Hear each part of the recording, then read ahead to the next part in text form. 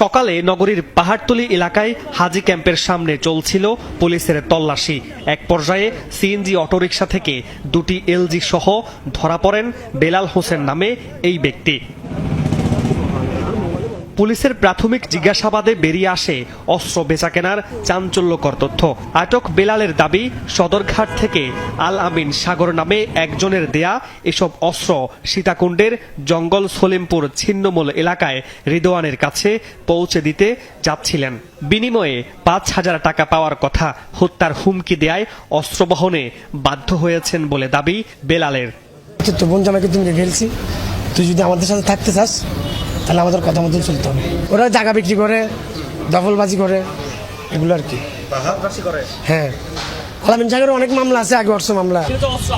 না, আমি জানি না। আমার বলছে বেয়ারিং।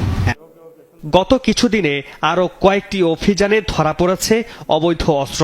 একদিকে চলছে বেচাকেনা, অন্যদিকে এসব অস্ত্র চাঁদাবাজি, দখলবাজি ও সন্ত্রাসী কার্যক্রমে ব্যবহৃত হচ্ছে বলে ধারণা পুলিশের। অস্ত্রগুলো তো আসলে ক্রাইম করার জন্য ব্যবহার করা বেশিরভাগ। এই জন্য যাতে আমরা এই ক্রাইমগুলো করতে না পারে, সেই জন্যই আমরা চেকপোস্টগুলো। অস্ত্র ব্যবসা ও অপরাধ দমনে জিরো টলারেন্সের কথা জানান পুলিশের এই কর্মকর্তা।